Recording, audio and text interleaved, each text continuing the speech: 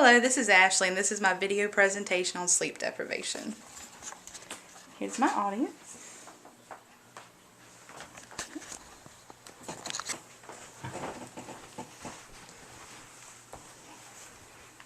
Sleep deprivation is a much more prevalent problem than people are actually aware of. It is said to affect as many as 1 in 5 different people and can have very severe detrimental effects to the ones that suffer from it. Sleep deprivation is more than just a feeling of being tired. It can affect you mentally, physically, and emotionally. Believe it or not, sleep deprivation can actually lead to fatality. First, let's start with the definition of sleep deprivation. Sleep deprivation is essentially defined as an individual not getting as much sleep as they need to actually function in a day. The amount of sleep needed by each individual person differs. On average, people are said to need at least 8 to 9 hours of sleep. However, a study was conducted by the National Study Foundation of Sleep and found that 32% of people claim to only get about 6.5 hours of sleep per night. There are many causes of sleep deprivation. The first we'll speak about is voluntary sleep deprivation. Many people are actively involved in their sleep deprivation by being involved in such activities that cause them to lose sleep and situations that cause them to not be able to get the full amount of sleep that they need per night. The work hours that a person works also can affect their sleep. It has an increased effect on their sleep to the point of deprivation. People who tend to work upwards of 8 hours per day are said to be at a high susceptibility of sleep deprivation. It is also shown that different shifts that are worked are involved in the amount of sleep deprivation that a person can have. Also, if a person works multiple jobs, it can also increase their amount of sleep deprivation. There are also medical conditions that can cause sleep deprivation. One of which would be insomnia, which is actually a condition that doesn't allow a person to get any sleep or minimal amounts of sleep. There's also another type of medical condition called sleep apnea, which causes a decreased oxygenation to the brain due to periods of apnea during sleep, which leads them to have less restful sleep.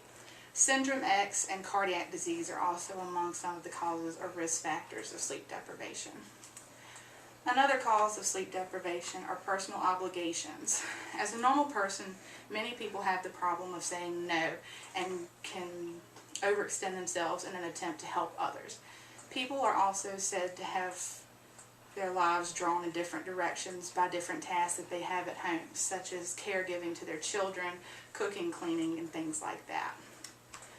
Sleep deprivation can also have many effects on you as well. It can affect your mood.